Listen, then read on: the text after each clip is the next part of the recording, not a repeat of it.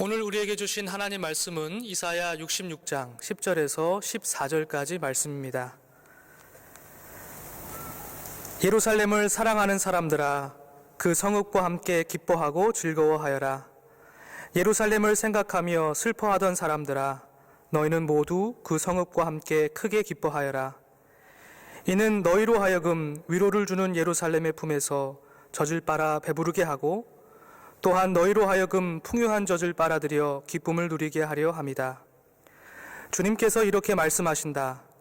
내가 예루살렘에 평화가 강물처럼 넘치게 하며 문 나라의 북이 영화가 시냇물처럼 넘쳐서 흘러오게 하겠다. 너희는 예루살렘의 젖을 빨며 그 팔에 안기고 그 무릎 위에서 귀여움을 받을 것이다. 어머니가 그 자식을 위로하듯이 내가 너희를 위로할 것이니 너희가 예루살렘에서 위로를 받을 것이다. 너희가 이것을 보고 마음이 기쁠 것이며 너희의 뼈들이 무성한 풀처럼 튼튼할 것이다. 그리고 주님의 권능이 종들에게 알려지며 주님께서 원수들에게 진노하실 것이다. 아멘. 코로나 바이러스가 점차 기승을 부리고 있는 요즘입니다. 사랑하는 성도님들께 주님의 이름으로 평화의 인사를 드립니다. 지난주에 처음으로 영상을 통해서 주일 예배를 각 가정에서 드리게 되었습니다. 처음이어서 그런지 어색하기도 하고 또 소통에 어려움도 있었지만 한날 한시에 한 성령 안에서 하나님을 예배할 수 있다는 사실만으로 기쁘고 감사할 수 있었습니다. 이 시간 우리 모두 함께 모여서 예배하지 못하는 상황 속에 있지만 이 모든 우리의 삶의 상황과 조건을 뛰어넘어서 우리를 구원하신 하나님을 기쁨과 감사와 소망으로 예배할 수 있기를 원합니다. 하나님의 말씀을 떨리는 마음으로 받고 그 말씀의 씨앗을 우리의 마음과 삶 속에 심고 가꾸며 거두는 저와 여러분 되기를 원합니다. 지금 각 가정에서 예배를 드리시고자 모이셨을 텐데요. 우리 가족들끼리 함께 포옹하는 교제의 시간을 잠깐 가지면 좋겠습니다. 우리 부모님들은 자녀들을 끼워 안아주시고요. 자녀들은 부모님을 안아주시기 바랍니다. 부부들도 함께 안아주시길 바랍니다. 잠깐 시간을 드리겠습니다. 어떠십니까? 함께 몸을 부딪혀 안는 것만으로도 우리에게 큰 위로가 됨을 알 수 있습니다. 요즘 들어 바이러스로 인해서 함께 안고 손잡고 사랑의 마음을 몸으로 표현하는 것이 어렵게 되었습니다. 사회적 거리라는 말이 우리의 삶의 양식이 되고 있는 요즘입니다. 이 사회적 거리, 일정한 거리를 두는 것.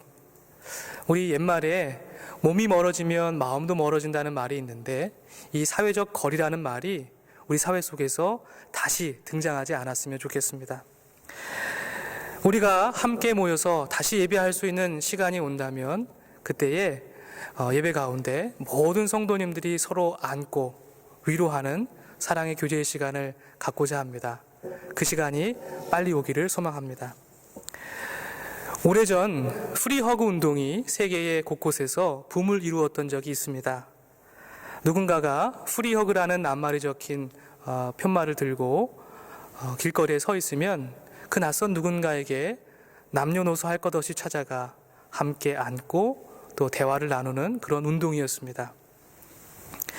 낯선 누군가에게 안기어 웃고 우는 모습들이 영상을 통해서 공개되면서 오늘날 척박한 삶 속에서 누군가의 품을 그리워하는 현대인들의 모습, 누군가에게 위로받고자 하는 우리네 마음을 엿볼 수 있었습니다. 2019년 작년 송구 영신 예배 때 일입니다. 예배가 끝나고 친교의 시간을 갖기에 앞서서 우리 모두 함께 서로를 축복하며 안아줍시다 하고 제가 요청을 드렸습니다. 그래서 한 분당 최소한 10분씩 함께 끌어안아 주시고 주님의 이름으로 사랑하고 축복합니다. 이렇게 얘기해 주십사 제가 부탁을 드렸습니다. 그랬더니 정말 모든 성도님들께서 서로를 진심으로 끌어안고 위로하며 또 축복의 말을 건네주셨습니다. 저는 이 순간을 통해서 하나님의 말씀인 시편 133편 1절이 우리 안에서 이루어짐을 보게 되었습니다. 이 얼마나 아름답고 즐거운 일인가. 형제 자매가 함께 어울려서 살아가는 모습. 그렇습니다. 우리는 모두 진실한 위로를 원하고 있습니다. 우리는 모두 진실한 위로와 온전한 품을 그리워하고 있습니다. 이러한 진실한 위로는 얼음처럼 차갑게 굳어져 버린 우리들의 마음을 녹일 수 있고, 칼날처럼 날카로운 우리들의 분노를 무디게 할 수 있습니다. 진실한 위로는 우리의 한숨과 절망을 소망으로 바꿀 수 있고, 진실한 위로는 우리들의 슬픔을 춤으로 바꿀 수 있습니다. 이렇게 우리는 서로를 위로할 수 있고 위로해야만 합니다. 그러나 우리는 우리의 위로를 뛰어넘는 위로가 필요합니다. 왜냐하면 우리는 때때로 우리의 삶 속에서 우리의 말과 우리의 품이 어찌할 수 없는, 위로할 수 없는 처절한 아픔과 고통을 경험하게 되기 때문입니다. 무엇이 본질적으로 사막과 광야와 같은 우리들의 삶을 에덴의 동산으로, 엘림의 동산으로 바꿀 수 있을까요? 고난의 때에 우리는 무엇을 바라보고 무엇에 기대어 힘을 얻을 수 있을까요? 사람의 헤아림을 뛰어넘는 참된 위로는 어디에서부터 와서 어디에서 자라나는 것일까요? 바라기는 오늘 우리에게 주신 이사야의 말씀을 통해서 우리를 진실로 위로하시길 원하시는 하나님을 만날 수 있기를 원합니다.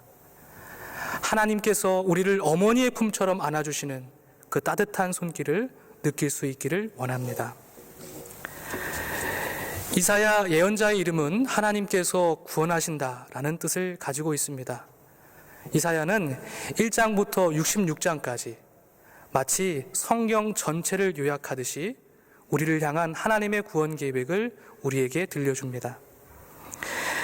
이사야와 동시대에 활동했던 예언자들은 북이스라엘에는 아모스와 호세아, 남유다에서는 미가와 오바댜가 있습니다.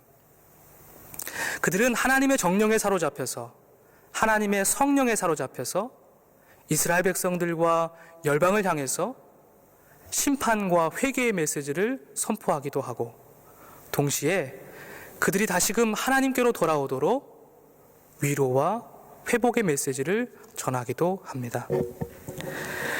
거의 모든 예언자들의 메시지는 심판의 메시지에서 희망의 메시지로, 절망의 메시지에서 희망의 메시지로 변화되는 것을 볼 수 있습니다.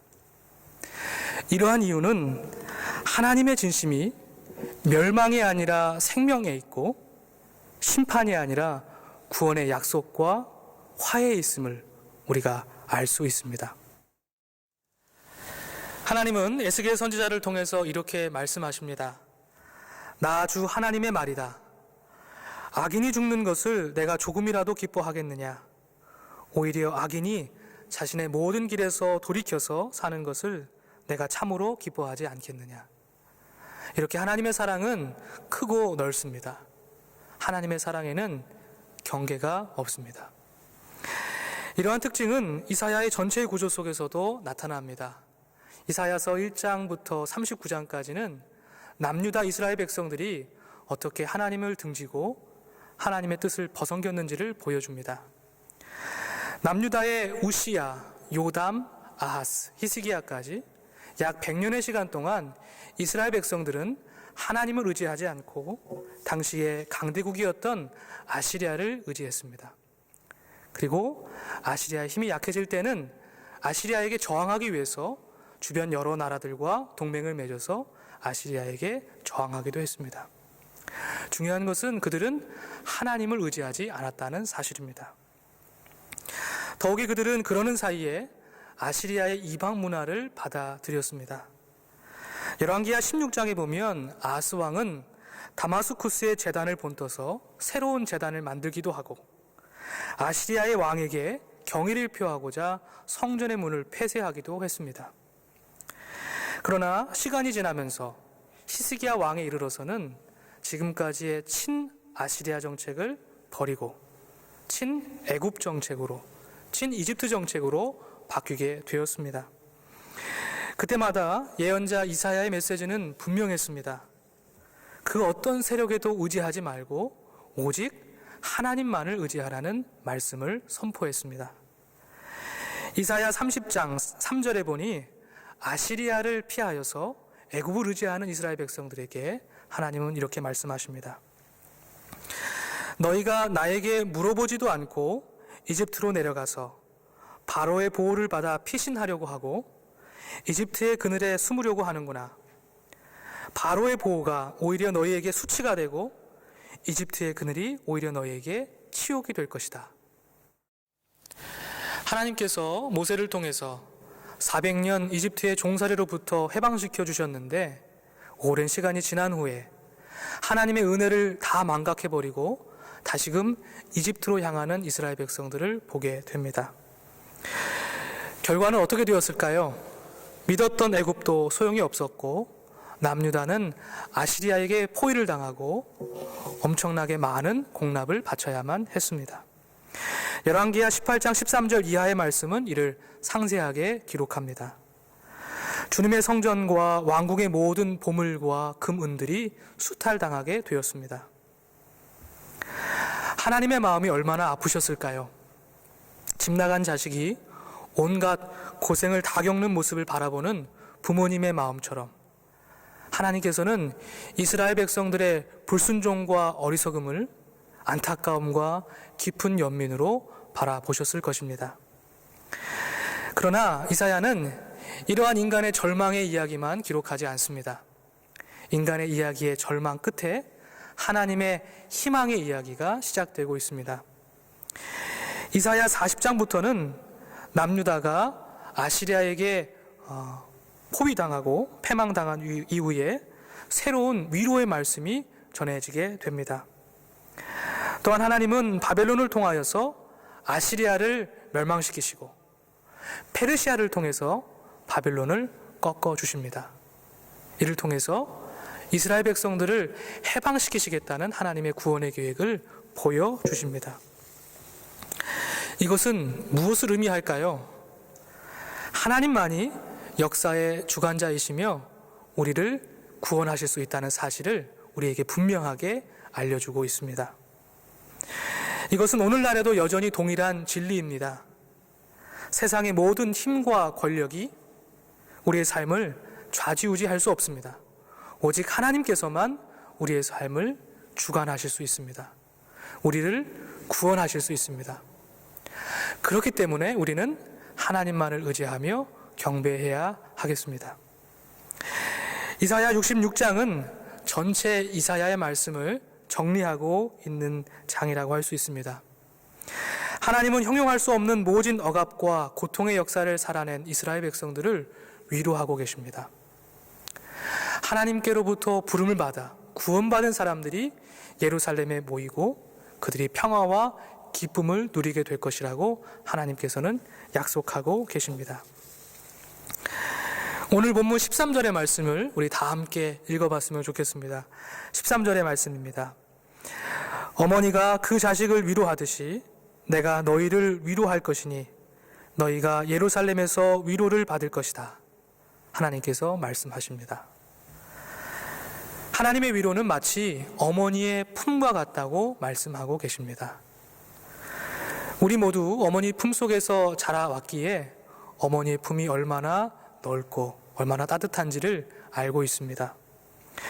어느 시인의 노랫말처럼 어린 시절 잘못을 저지르고 두려운 마음으로 어머니께 갔을 때 우리를 노려보시는 어머니의 눈 속에서 글썽거리는 어머니의 눈물을 우리는 보았습니다. 그리고 어머니께서 우리를 끌어안아 주시지요. 오늘 말씀 속에서 우리는 하나님에게서 우리 어머니들의 모습을 보게 됩니다. 죄 많고 허물 많은 우리들을 아낌없는 사랑으로 다시 용서해 주시고 가슴 으스러지도록 끌어안아 주시는 하나님의 품을 느낄 수가 있습니다. 이사야서 51장 12절에는 이렇게 기록합니다. 너희를 위로하는 이는 나, 바로 내가 아니냐. 그런데 죽을 인간을 두려워하며 한가 풀에 지나지 않는 사람의 아들을 두려워하는 너는 누구냐? 하고 말씀하십니다. 두려움에 가득 찬 이스라엘 백성들이 이 하나님의 말씀을 통해서 얼마나 큰 기쁨과 위로를 얻었겠습니까? 나라와 성전을 빼앗겨서 슬픔으로 가득 찬 이들의 마음이 하나님을 향한 소망과 기쁨으로 변화되었을 것입니다. 오늘 본문 13절, 14절의 하나님의 약속처럼 예루살렘에는 평화가 강물처럼 넘치고 하나님의 품속에서 안식을 누리고 그들의 뼈는 무성한 풀처럼 튼튼하여져서 모든 두려움을 내어 쫓고 하나님의 권능을 의지하게 되었을 것입니다. 오늘날 저와 여러분이 이렇게 안식을 누리는 예루살렘은 바로 어디일까요? 바로 하나님의 임재를 경험하는 곳, 하나님의 위로와 도우심을 갈구하는 곳, 그래서 하나님의 품을 경험하는 곳, 그곳이 여러분들에게는 어디입니까? 저는 이곳이 바로 우리가 예배하는 모든 곳이었으면 좋겠습니다. 어떤 삶의 형편에 놓여 있든지 우리를 구원하실 수 있는 하나님을 바라보며 하나님께 예배하는 곳, 그곳에서 우리를 끌어안아 주시는 하나님의 품을 느낄 수 있기를 원합니다. 그것이 우리에게 예루살렘입니다. 코로나가 아무리 우리의 예배를 막을지라도 하늘을 보좌로 삼으시고 땅을 발판으로 삼으시는 하나님을 모든 곳에서, 세상의 모든 곳에서 높일 수 있는 저와 여러분 되기를 원합니다. 사랑하는 성도 여러분, 코로나 바이러스의 위세가 등등한 이때에 하나님만을 고요히 믿고 의지함으로 믿음 위에 든든히 서는 저와 여러분 되기를 원합니다. 하나님만을 의지하고 예배하는 우리 모두가 되기를 원합니다. 하나님께서 불안과 염려로 가득 찬 세상에 평화를 강물처럼 이루시고 우리 모두를 무성한 풀들처럼 튼튼하게 하셔서 우리로 하여금 이 모든 위기를 극복할 수 있도록 인도해 주실 줄로 믿습니다. 우리가 믿는 하나님은 우리의 모든 허물을 끌어안으시고 위로하시고 회복시켜 주시는 그런 사랑의 하나님이십니다. 하나님의 너른 품에 안겨서 참된 기쁨과 평화를 누리는 한 주가 되시기를 주님의 이름으로 간절히 축복합니다. 함께 기도하겠습니다.